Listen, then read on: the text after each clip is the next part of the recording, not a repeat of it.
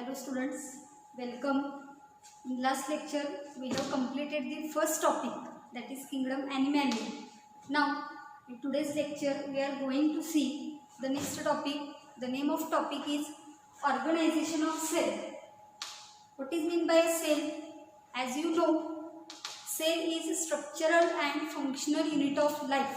कोणताही सजीव organism, living organism हा कशापासून बनलेला असतो? तर बेसिक युनिट जे आहे त्याच्या शरीरामधलं ते सेल असतं. Therefore cell is called as a structural and functional unit of life. कोणत्याही जीवाचं एक बेसिक युनिट स्ट्रक्चरल आणि फंक्शनल हे आपल्याला सेल म्हणून सांगता येईल. तर या टॉपिकमध्ये आपल्याला what is mean by cell, the shape of cell, number of cells, structure of cell, and in cell what cell organelles are present and what are the different functions of cell related to cell. We have to study all the information in detail. That means types of cells, shape of cell, and in cell what different materials are to be observed. So all these points we have to discuss, and for examination point of view in NET exam 2 or 3 questions are always asked on this topic. So you have to watch the lectures of this topic very carefully and you have to sort out your queries along with these lectures. Okay, so first of all we have to see here what is meant by cell. What is the definition of cell? Cell is defined as the structural and functional unit of life. As just we have seen की sale ही काय आहे तर structural आणि functional unit of life आपल्याला बघता येईल. Exception आहे त्याला, except viruses. So here except viruses because the viruses are not having any cellular structure and therefore except viruses all the living organisms are showing cell as a basic structural and functional unit, but viruses are not showing any cellular structure and therefore except viruses every living organism is having cell as a structural and functional unit of life. This word cell is coming from another word or the Greek word that is cellula. The term cell has been derived from the Latin word that is cellula, meaning a small compartment. तर sale हा शब्द कशापासून derive झालेला आहे तर Latin word, Greek word पासून नाही. Latin word जो आहे सेल्युला, ह्या लॅटिन वर्ड पासून हा सेल शब्द तयार झालेला आहे. याचं मीनिंग आपल्याला इथे सांगता येईल. Cellula means small compartment, means every living organism is made up of small compartment like structures and these small compartment like structures are known as a cells. म्हणजे प्रत्येक सजीव ऑर्गॅनिझम जो आहे, सजीव वनस्पती असेल, सजीव प्राणी असेल, तर त्याच्यामध्ये आपल्याला त्यांच्या शरीरामध्ये असे छोटे छोटे कप्पे असल्यासारखे स्ट्रक्चर बघायला मिळतात. त्या छोट्या छोट्या कप्प्यांना इथं काय म्हणलेलं आहे, सेल असं म्हणलेलं आहे. आणि म्हणून सेल हा शब्द लॅटिन वर्ड सेल्युलापासून डिराईव्ह झालेला आहे. सेल्युला म्हणजे स्मॉल कंपार्टमेंट म्हणजे छोटे छोटे कप्पे. अशा अनेक कप्प्यांपासून हे स्ट्रक्चर तयार झालेलं आपल्याला बघायला मिळतं.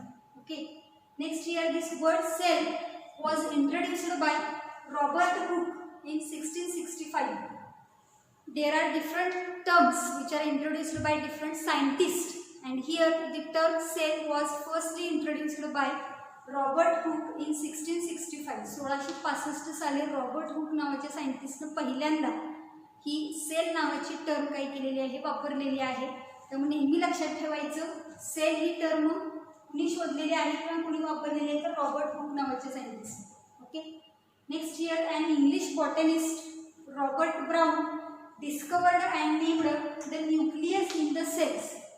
As you have studied in previous your school days in science, the cell is having central nucleus. म्हणजे प्रत्येक पेशीमध्ये काय असतो, एक सेंटरला केंद्रक असतो. that nucleus name that is derived and discovered firstly used by the scientist Robert brown.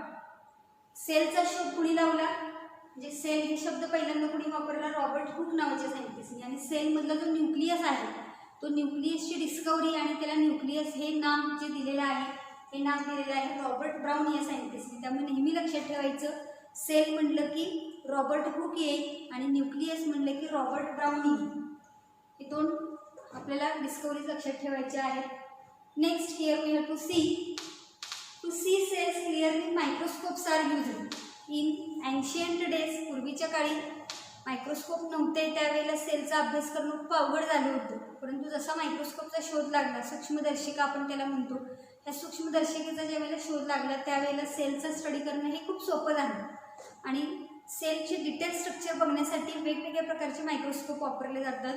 ते कुठले कुठले आहेत ते आपल्याला बघायचे आहेत. So here types of microscope. First is the simple microscope which magnifies the image up to 50 to 100 times larger. एक पहिला मायक्रोस्कोप होता, अतिशय सिंपल मायक्रोस्कोप, छोट्या स्वरूपाचा, ज्याच्यामध्ये एखाद्या इमेजची साईज ही 50 ते 100 पटीनं वाढवून आपल्याला बघायला मिळत होती. असा हा फर्स्ट टाईप आहे सिंपल मायक्रोस्कोप. त्याच्यानंतर पुन्हा मॉडिफिकेशन झालं आणि कंपाऊंड मायक्रोस्कोपचा शोध लागला, ज्याच्यामध्ये मॅग्निफिकेशन हे 1000 पटीनं आपल्याला वाढलेलं बघायला मिळतं. Magnify image up to 1000 times larger. 1000 पटीनं मॅग्निफिकेशन वाढलेलं आपल्याला या मायक्रोस्कोपमध्ये बघायला मिळू शकतं. त्याच्यानंतर अजून एक मायक्रोस्कोप आला, लाईट मायक्रोस्कोप.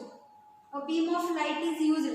सेम कंपाऊंड मायक्रोस्कोपसारखं त्याचं स्ट्रक्चर असतं, फक्त ह्याला लाईट सोर्स जो आहे तो इलेक्ट्रिकचा लाईट सोर्स काय केलेला असतो, जोडलेला असतो, लाईट बीमचा वापर केलेला असतो आणि म्हणून मला काय म्हणलेलं आहे, लाईट मायक्रोस्कोप म्हणलेलं आहे. चौथा आहे इलेक्ट्रॉन मायक्रोस्कोप. अतिशय हायली स्पेसिफिक असा हा मायक्रोस्कोप आहे. खूप मोठ्या प्रमाणामध्ये याची इमेजची मॅग्निफिकेशन आपण वाढवू शकतो. Magnify image up to 5 lakh times larger. म्हणजे एक छोटासा पॉईंट असेल तर तो 5 लाख पटीनं आपल्याला मोठा करून जर बघायचा असेल तर त्याच्यासाठी वापरला जाणारा मायक्रोस्कोप जो आहे तो इलेक्ट्रॉन मायक्रोस्कोप आहे. अगदी सेलच्या आतमधले जे काही स्ट्रक्चर्स आहेत, सेलच्या आतमध्ये सेल ऑर्गॅनेलिज असतात, आपण नंतर बघणार आहे त्याची माहिती. त्या प्रत्येक सेल ऑर्गॅनेलिजच्या आतलं स्ट्रक्चरसुद्धा अजून डिटेलमध्ये स्टडी करायचं असेल तर तिथं काय वापरलं जातं, इलेक्ट्रॉन मायक्रोस्कोप वापरलं जातं. आणि म्हणून ह्या सर्व मायक्रोस्कोपच्या आधारे सेलचा अभ्यास काय केला जातो, डिटेलमध्ये केला जातो. आता ह्या मायक्रोस्कोपचे आपल्याला इमेजेस बघायचे आहेत. तर पहिला जो आपण बघितला सिंपल मायक्रोस्कोप, ही मायक्रोस्कोपचं स्ट्रक्चर आहे, या पद्धतीचा मायक्रोस्कोप असतो. ज्याचं स्टडी करायचं असतं ते इथं आपल्याला स्लाईड वगैरे द्या. एखाद्या ऑर्गॅनिझमचा काही TS घेतला असेल, तुम्ही सेक्शन घेतला असेल, ट्रान्सवर्स सेक्शन असेल किंवा व्हर्टिकल सेक्शन असेल, तर त्याची स्लाईड इथं ठेवली जाते अशी खाली ह्या प्लेटवरती. आणि इथं बघितल्यानंतर इथून तुम्हाला ती बघायला मिळेल. इथं तुम्हाला जे आपण दुर्बीण म्हणतो ती दुर्बीण आपल्याला इथं बसवलेली बघायला मिळते. हा असा सिंपल मायक्रोस्कोप आहे. त्यानंतर हे जे स्ट्रक्चर आहे हे कंपाऊंड मायक्रोस्कोपचं आहे. इथं आपल्याला ती जे बघणार आहे ते इथून बघायचं असतं, त्याच्यावरती स्लाईड ठेवलेली असते. तर हा कंपाऊंड मायक्रोस्कोप आहे.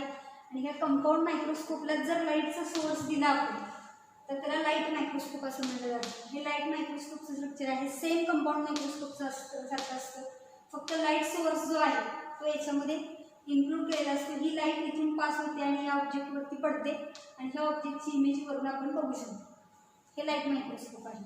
आणि हा जो दिसतोय अखंड मोठा, हा इलेक्ट्रॉन मायक्रोस्कोप आहे. इलेक्ट्रॉन मायक्रोस्कोप अगदी इलेक्ट्रॉनिक लेवलला जाऊन एकदम बेसिक युनिट जे आहे, आपल्याला माहिती आहे की every living organism has basic unit in the form of electrons, protons and neutrons. आणि म्हणून त्या लेवलला जाऊन स्टडी करण्यासाठी वापरला जाणारा हा मायक्रोस्कोप आहे, ज्याला इलेक्ट्रॉन मायक्रोस्कोप म्हणलेला आहे. खूप हायली कॉस्टली असतो, हा खूप महाग असतो. अतिशय जिथं रिसर्च लेवलचे लॅबोरेटरीज आहेत, मेट्रोपॉलिटन सिटीजमध्ये म्हणूया किंवा जिथं नॅशनल लेवलचे काही संशोधन केंद्र आहेत, अशा ठिकाणी आपल्याला हा इलेक्ट्रॉन मायक्रोस्कोप बघायला मिळतो. याच्यामध्ये जी काही इमेज दिसेल ती इथं मॉनिटरवरती डिस्प्ले केली जाते. आपल्याला फक्त मायक्रोस्कोपचे टाईप्स फक्त माहिती पाहिजे, simple microscope, compound microscope, light microscope आणि इलेक्ट्रॉन मायक्रोस्कोप. आपल्याला जास्ती डिटेलमध्ये मायक्रोस्कोप स्टडी करायचं नाही. आपल्याला स्टडी काय करायचं आहे, या टॉपिकमध्ये सेलचा स्टडी करायचा आहे. Okay, so these are the different types of microscopes. Now next point related to cell here, cell biology or cytology. This is a branch of science which is dealing with all the different aspects of the cells. ही एक science मधली अशी branch आहे की ज्याच्यामध्ये सेलच्या related सर्व काही study केलं जातं. डेफिनेशन काय आहे ते बघूया आपण इथं.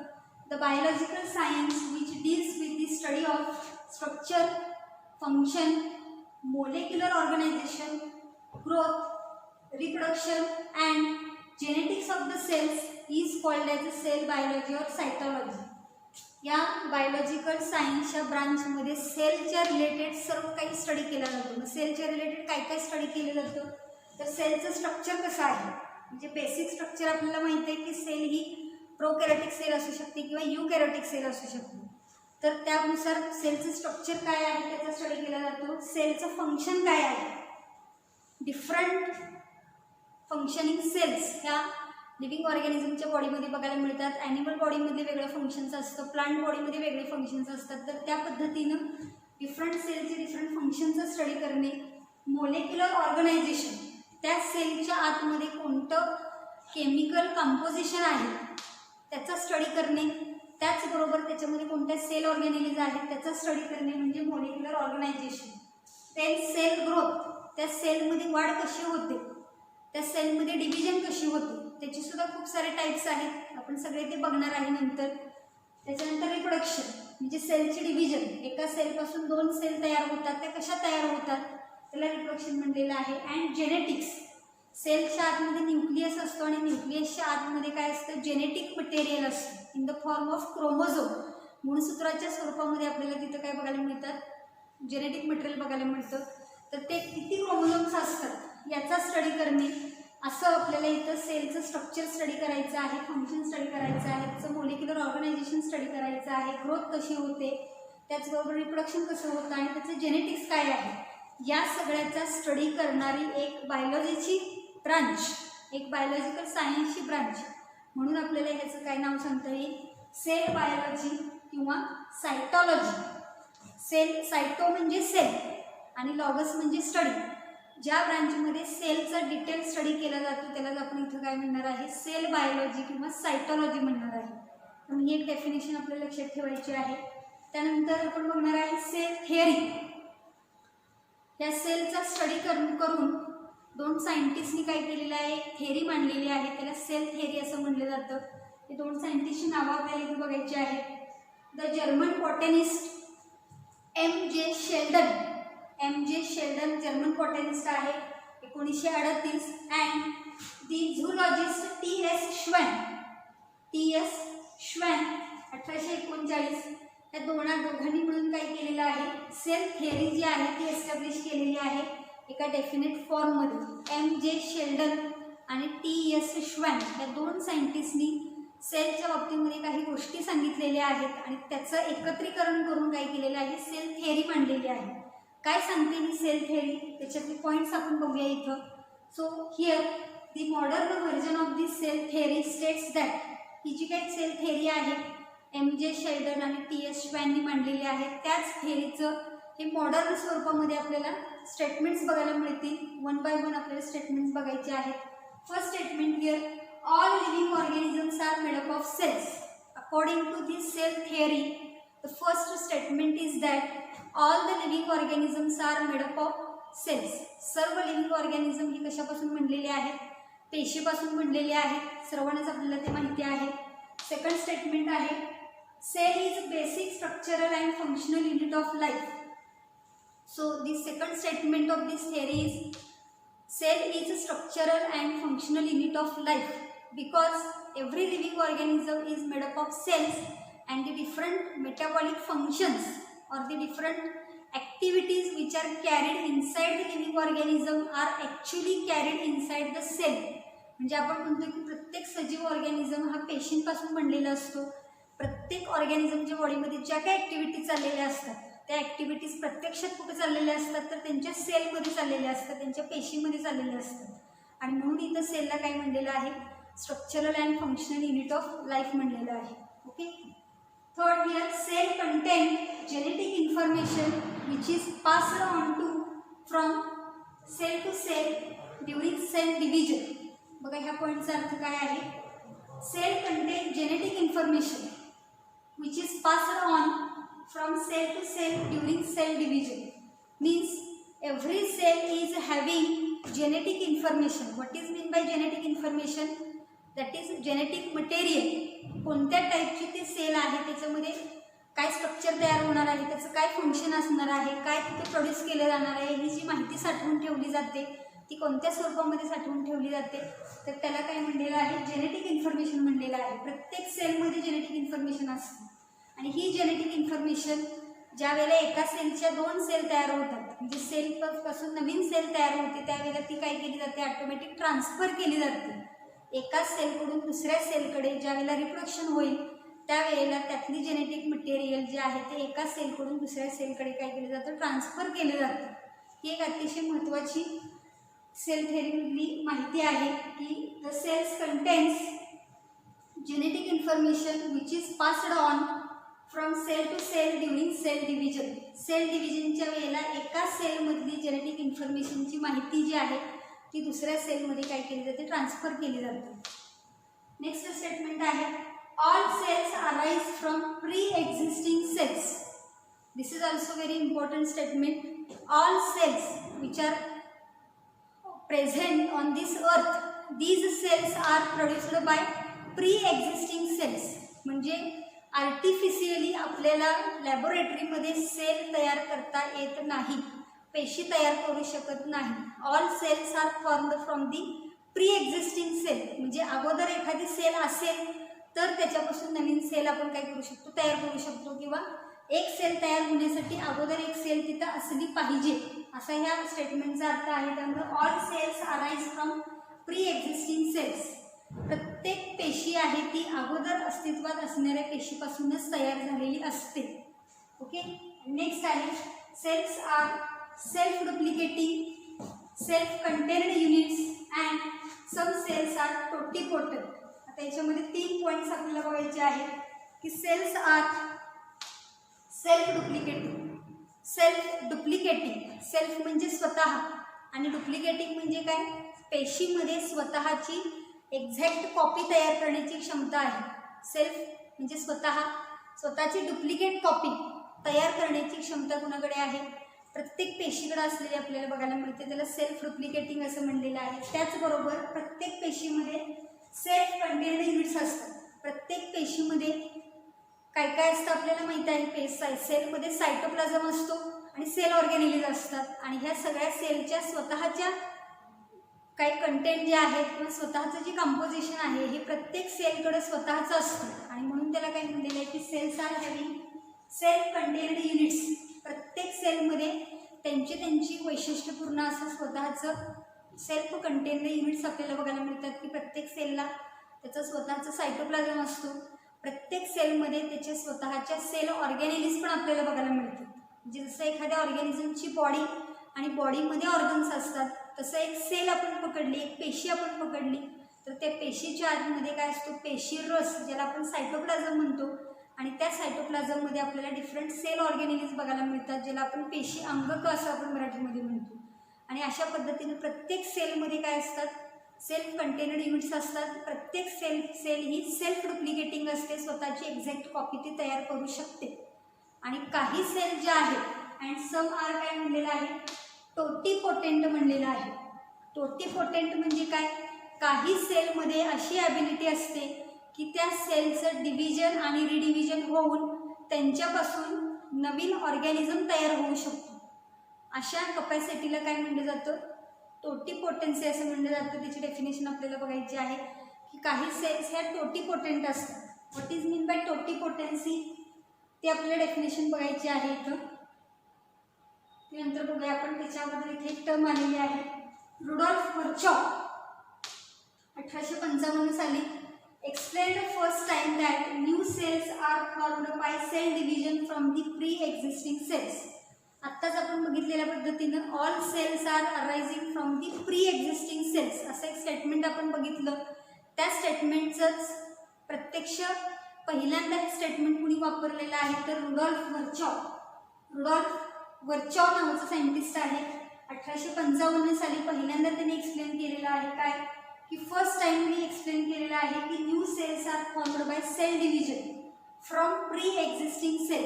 प्री एक्झिस्टिंग सेलपासून पहिल्यांदा नवीन सेल्स तयार झालेले आहेत असं पहिल्यांदा कोणी म्हणलेलं आहे, रुडॉल्फ व्हर्चॉवनी. आणि या कन्सेप्टला इथे नाव दिलेलं आहे ओमनिस सेल्युला ई सेल्युलर.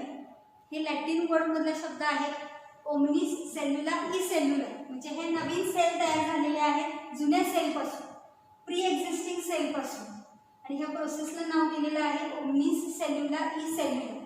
तुम्ही ही एक टर्म आपल्याला लक्षात ठेवायची आहे रुडॉल्फ वर्चॉवची. आणि मग आपण इथं बघणार आहे टोटीपोटन्सी म्हणजे काय. जसं मगाशी आपण बघितलं की cells are self replicating units आहेत, त्याच्यामध्ये सेल्फ कंटेन्ड युनिट्स आहेत, अँड सम आर टोटीपोटेंट म्हणलेलं आहे. What is mean by totipotency? So here it is the capacity or potential of living nucleated cell to differentiate into any other type of cell and thus can form a complete new organism. बघा त्याचं meaning काय आहे की some cells are having the ability or potentiality that it can divide and redivide and it can differentiate into different type of cell and therefore ते can derive a new organism. म्हणजे काय बघा साध्या भाषेमध्ये की एखाद्या सेलमध्ये अशी एक ॲबिलिटी आहे, असे एक पोटेन्शियलिटी आहे की त्या सेलचं विभाजन होऊन, विभाजन आणि पुन्हा विभाजन असं होऊन एकाच प्रकारच्या सेलपासून अनेक प्रकारच्या सेल तयार होऊ शकतात आणि अल्टिमेटली शेवटी एखादा नवीन ऑर्गॅनिझम तयार होऊ शकतो. ही जी ॲबिलिटी आहे सेलची त्यालाच काय इथं म्हणलेलं आहे टोटीपोटन्सी म्हणलेलं आहे. Capacity or potential of living nucleated cell म्हणलेलं आहे, न्यूक्लियस असणारा सेल पाहिजे तिथं, and that nucleated cell has ability to differentiate into any other type of cell and thus can form a complete new organism. एका पेशीपासून दुसऱ्या प्रकारच्या पेशी तयार होतील किंवा नवीन ऑर्गॅनिझम तयार होऊ शकेल अशी ॲबिलिटी काही सेलमध्ये असते. अशा सेलला काय म्हटलं जातं टोटीपोटेंट सेल असं म्हटलं जातं. आणि त्या फिनॉमिननला, त्या प्रोसेसला, त्या मेकॅनिझमला काय म्हणलेलं आहे टोटीपोटन्सी म्हणलेलं आहे. आणि याचं एक्झाम्पल आपल्याला सांगता येईल की प्लांट सेल, वनस्पतींचे जे पेशी आहेत, plant cell has ability to differentiate into other different cell or to form a complete new plant. एका वनस्पतीच्या एका पेशीपासून आपण अनेक वनस्पती तयार करू शकतो. आणि ह्याच मेकॅनिझममुळं, याच ॲबिलिटीमुळं प्लांट टिश्यू कल्चर टेक्निक ही आता आपल्याला उद्याच आलेली बघायला मिळते. तुम्ही ऐकलेलं असेल की प्लांट टिश्यू कल्चर ही टेक्निक आहे. टिश्यू कल्चरची रोपं आपल्याला केळीचे असतील, ऊसाचे असतील किंवा अनेक वेगवेगळ्या फळभाज्या असतील, त्यांची आपल्याला टिश्यू कल्चर लॅबोरेटरीमधून रोपं तयार करून मिळतात. आणि ही तयार करण्याची प्रोसेस जी आहे त्याचं बेसिक मेकॅनिझम, त्याचं बेसिक जो हे आहे आपण म्हणूया की बेसिक त्याची गोष्ट आहे ती काय आहे तर त्या प्लांट सेलमध्ये कसली ॲबिलिटी आहे तर टोटीपोटन्सी आहे. आणि म्हणून प्लांटमध्ये आपल्याला टिश्यू कल्चर टेक्नॉलॉजीचा वापर करता येऊ शकतो. Okay, so these are the some characteristic features here. Now here next point, there are some exceptions to the cell theory.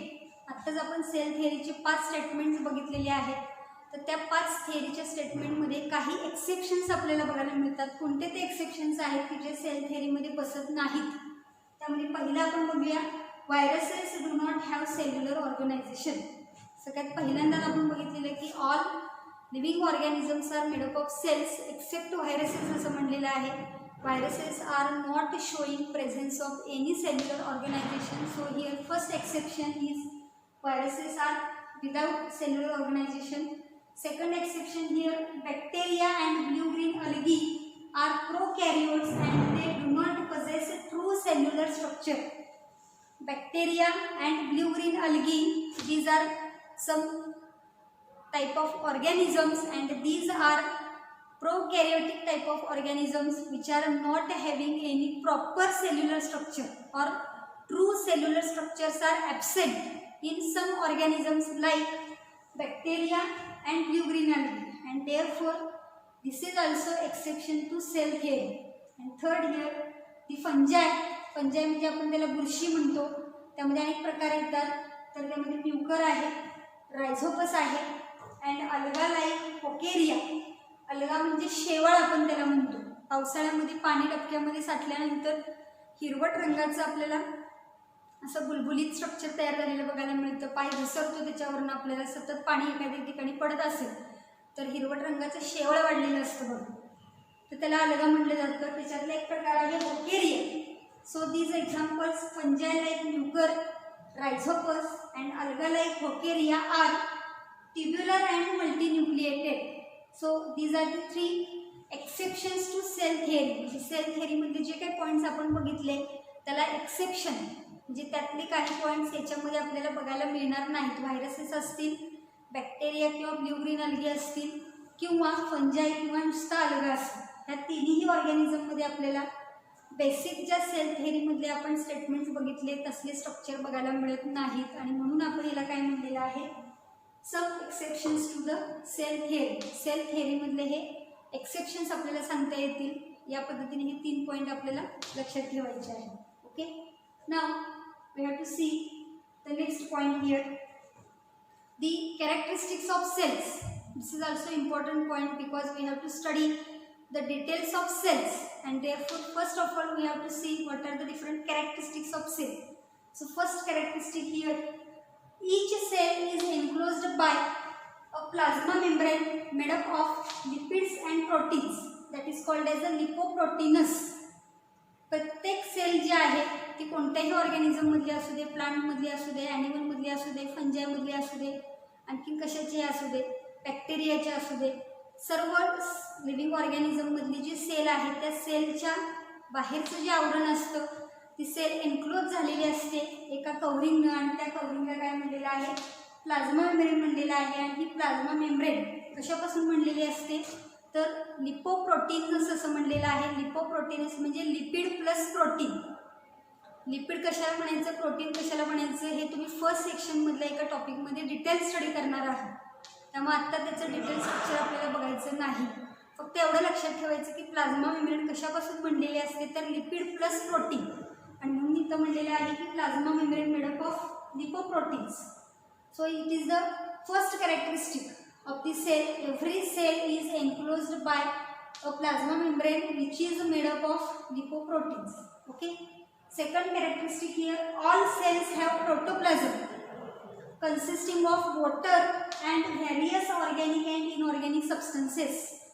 प्रत्येक सेलमध्ये वॉटर आणि त्याच्यामध्ये काही ऑर्गॅनिक आणि इनऑर्गॅनिक सबस्टन्सेस आपल्याला बघायला मिळतात. आणि असं जे स्ट्रक्चर तयार झालेलं असतं त्याला प्रोटोप्लाझम असं म्हणलेलं आहे.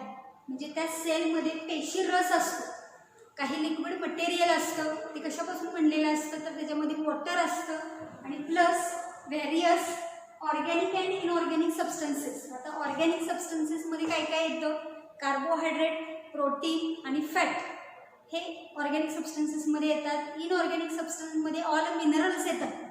सोडियम आयन्स असतील, पोटॅशियम आयन्स असतील, zinc, iron, calcium, potassium, magnesium हे सगळे सॉल्ट्स आहेत. मॅग्नेशियम सॉल्ट, आयर्न काय काय जे असेल तर त्याला काय म्हटलं जातं, इनऑर्गॅनिक सबस्टन्सेस म्हटलं जातं. अशा पद्धतीनं सेलमध्ये प्रोटोप्लाझम असतो. म्हणजे जे लिक्विड मटेरियल असतं सेलमध्ये प्रत्येक पेशीमध्ये ते कशापासून बनलेलं असतं, वॉटर प्लस ऑर्गॅनिक आणि inorganic substances. This is the second characteristic. Third here, each living cell possesses genetic material which is directing and controlling the cellular functions, and protein synthesis is an important metabolic function. बघा तिसऱ्या कॅरेक्टरिस्टिक्समध्ये काय सांगितलेलं आहे, every living cell is showing or possessing genetic material. Genetic material म्हणजे काय आपण बघितलेलं आहे, हे जेनेटिक मटेरियल काय करत असतं, which directs and controls the cellular function. म्हणजे प्रत्येक सेलचं एक टिपिकल फंक्शन असतं आणि हे फंक्शन त्या सेलनं कार्य करण्यासाठी, ते फंक्शन प्ले करण्यासाठी त्याला कोण डायरेक्शन देतं की ह्या सेलचं हे कार्य आहे. जसं आपल्या डोळ्याला बघण्याचं कार्य आहे, हाताला काही काम आपण करत असतो, कानाने ऐकण्याचं आपण काम करतो. मग ह्या कानामधले जे सेल्स आहेत या सेलला ऐकण्यासाठी कोण डायरेक्शन देतं तर यामधले जे सेल्स आहेत ह्या सेल्समध्ये काय असतं, जेनेटिक मटेरियल असतं.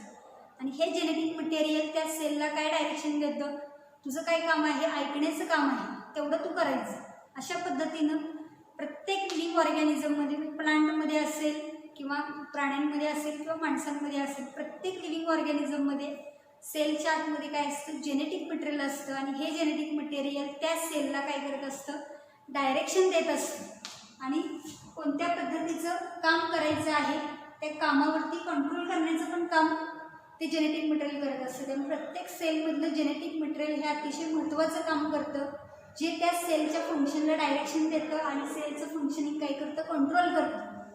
खूप सारे फंक्शन्स आपल्याला सेलचे सांगता येतील. त्यातलं बेसिक इम्पॉर्टंट मेटाबॉलिक फंक्शन जे प्रत्येक सेलमध्ये कॅरी आउट केलं जातं ते म्हणजे आहे इथं protein synthesis. Protein synthesis is an important metabolic function which is carried out in each cell of the living organisms body. प्रत्येक लिव्हिंग ऑर्गॅनिझमच्या बॉडीमधल्या प्रत्येक पेशीमध्ये प्रोटीन सिंथेसिस ही महत्त्वाची मेटाबॉलिक फंक्शनिंग काय होत असते, घडत असते. आणि त्याच्यावरती कंट्रोल करण्याचं काम आणि त्याला डायरेक्शन देण्याचं काम कोण करत असतं, जेनेटिक मटेरियल करत असतं. हे सुद्धा अतिशय महत्त्वाचं इम्पॉर्टंट कॅरेक्टरिस्टिक फीचर आहे. हे जेनेटिक मटेरियल काय असतं, ते कसं डायरेक्शन देतं, प्रोटीन सिंथेसिस म्हणजे काय, हे आपण 12वीला गेल्यानंतर डिटेलमध्ये बघणार आहे. त्यामुळे आत्ता आपल्याला त्याची डिटेल माहिती घ्यायची नाही. आत्ता एवढंच लक्षात ठेवायचं की प्रत्येक सेलमध्ये जेनेटिक मटेरियल असतं. हे जेनेटिक मटेरियल डायरेक्शन आणि कंट्रोलिंग करण्याचं काम करतं सेलच्या फंक्शनिंगवरती. आणि महत्त्वाचं सेल फंक्शन काय आहे तर protein synthesis. Okay, next characteristic here the protein produced within a cell determines the form and structure of a cell. कोणत्या प्रकारचं प्रोटीन त्या सेलमध्ये तयार होतं त्या प्रोटीनच्या स्ट्रक्चरनुसार त्या सेलचं स्ट्रक्चर आणि त्या सेलचा फॉर्म आपल्याला बघायला मिळतो. म्हणजे त्या नेमकं कोणत्या प्रकारचं प्रोटीन त्या सेलमध्ये तयार होणार आहे त्याच्यानुसार आपल्याला त्या सेलचं स्ट्रक्चर आणि सेलचा शेप असेल किंवा सेलचे अदर काही कॅरेक्टरिस्टिक्स असतील तर ते आपल्याला डिटरमाइन करता येतात. म्हणून इथं आपण म्हणलेलं आहे की protein produced within a cell. सेलमध्ये तयार होणारं प्रोटीन्स काय करत असतं, डिटरमाइन करत असतं. काय डिटरमाइन करतं, form and structure of cell. म्हणजे त्या सेलचं स्ट्रक्चर कसं असेल, त्याचा शेप काय असेल, त्याची साईज काय असेल, ह्या सगळ्या बेसिक गोष्टी सेलच्या कोण डिटरमाइन करतं, तर प्रोटीन प्रोड्युस्ड विदिन इट. त्या सेलमध्ये कोणतं प्रोटीन तयार होतं ते डिटरमाइन करत असतं. त्यामुळे हा एक महत्त्वाचं इम्पॉर्टंट कॅरेक्टरिस्टिक आपल्याला इथे सांगता येईल. त्यानंतर next characteristic here a cell is an independent unit by itself and has a capacity to duplicate. मग अशी आपण सेल थेअरीमध्ये ते पॉईंट बघितलेला आहे की प्रत्येक सेल ही काय असते, इंडिपेंडंट युनिट असते.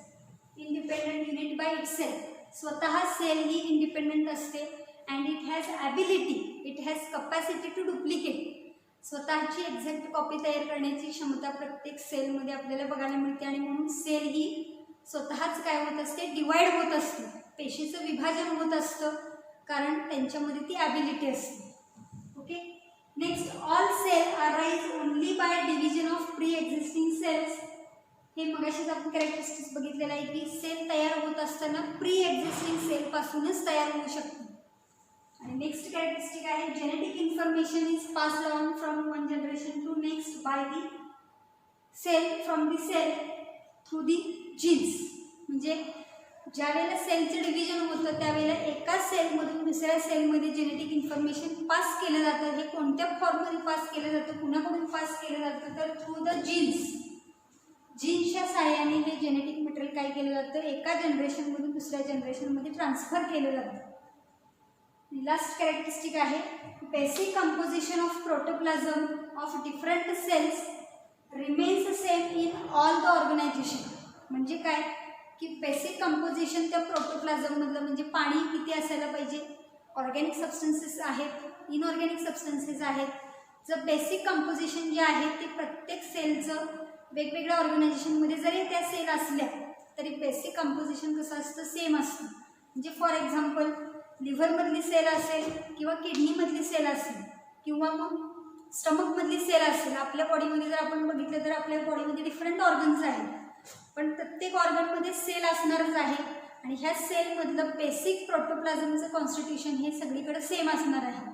ते लिव्हरमधली सेल असेल, ब्रेनमधली सेल असेल, स्टमकमधली सेल असेल किंवा किडनीमधली सेल असेल, कोणताही ऑर्गन असू दे त्यातलं बेसिक प्रोटोप्लाझम त्या सेलमधलं कसं असणार आहे, सेम असणार आहे. आणि म्हणून हा पॉईंट इथे घेतलेला आहे की basic composition of protoplasm of different cells remains same in all organisation. Organisation म्हणजे ऑर्गन. प्रत्येक ऑर्गन वेगवेगळा जरी काम करत असला तरी त्याच्यामधल्या सेलमधलं बेसिक प्रोटोप्लाझमिक कंपोजिशन कसं असणार आहे, सेम असणार आहे. अशी काही आपल्याला टिपिकल कॅरेक्टरिस्टिक्स सेलच्या बाबतीमध्ये सांगता येतील. जवळपास आपण 8 कॅरेक्टरिस्टिक्स इथं बघितलेली आहेत. 2 मार्काला बोर्ड टाईपचं क्वेश्चन याच्यावरती विचारला जाऊ शकतो. Okay. Now the next point here, cell shape. There are different varieties of organisms are present on this earth and therefore no typical shape of cell we can observe. There are different types or varied types of cell shapes are present. कारण जेवढे जीव ह्या पृथ्वीवरती आपल्याला बघायला मिळतात, प्लांट्समध्ये असतील, ॲनिमल्समध्ये असतील, बॅक्टेरियामध्ये असतील, फंजायमध्ये असतील, तर हे सगळे व्हरायटी ऑफ ऑर्गॅनिझम्स असल्यामुळे टिपिकल सेलचा शेप आपल्याला बघायला मिळणार नाही. व्हरायटी ऑफ सेल शेप आपल्याला बघायला मिळतील. काही स्पेरिकल असतील, round structure, circular structure, rectangular शेपचे बघायला मिळतील, फ्लॅटनड जे चपटे बघायला मिळतील, पॉलिगोनल पंचकोनी आकाराचे, ओव्हल अंडाकृती शेप असू शकतो, ट्रायंग्युलर त्रिकोणाकृती असू शकतं, कोनिकल म्हणजे आईस्क्रीमचा कोन कसा असतो तसा कोन शेप, कॉलमनार जसे आपले बांधकाम करताना आपण पिलर कॉलम टाकून घेतो तशा टाईपची कॉलमनार, डिस्क लाईक असू शकतात, क्युबॉइडल थ्रेड लाईक स्ट्रक्चर असू शकतं आणि इरेग्युलर शेप सुद्धा असू शकतं. म्हणजे व्हरायटी ऑफ शेप्स आपल्याला बघायला मिळतात. इथं काही मी डायग्राम तुम्हाला दाखवणार आहे, त्याच्यामध्ये वेगवेगळे शेप तुम्हाला सेलचे बघायला मिळतील. तर ही लिव्हर सेल आहे, हेक्झॅगोनल शेपची बघायला मिळेल. हा डायग्राम आहे, सर्क्युलर शेपचा आहे. फॅट सेल आहे, पॉलिगोनल शेपचा आहे. हा इलॉंगेटेड बघा स्पर्म, ह्युमन स्पर्म आहे. ही स्मूथ मसल सेल आहे, इलॉंगेटेड आहे, पण स्पिंडल शेपड म्हटलं जातं. मध्ये फुगीर आहे, दोन्ही बाजूला निमुळती आहे. त्याचबरोबर इकडं वेगवेगळे शेप्स तुम्हाला बघायला मिळू शकतात. क्रायमेडोमोनस आहे, कार्टिलेजची सेल आहे, ल्युकोसाइट आहे, बॅक्टेरिया आहे, एपिथेलियल सेल, चॅनोसाइट, ही नर्व सेल आहे. हे नर्व सेलचं एकदम इलॉंगेटेड स्ट्रक्चर आपल्याला बघायला मिळेल. ही अखंड एक सेल आहे, नर्व सेल. बोन सेल आहे, इथे एक आपल्याला नर्व सेल बघायला मिळेल. असे variety of shapes, rectangular, triangular, conical, elongated, columnar, tubular अशी व्हरायटी ऑफ शेप्स आपल्याला इथं बघायला मिळतात. त्यामुळे टिपिकल असा सेलचा शेप आपल्याला बघायला येत नाही. Okay. Now next here, size of cell. सेलच्या साईजनुसार व्हरायटी काय काय आपल्याला बघायला मिळते. काही इम्पॉर्टंट पॉईंट्स आहेत त्याच्यामध्ये. मायकोप्लाझ्मा, स्मॉलेस्ट सेल.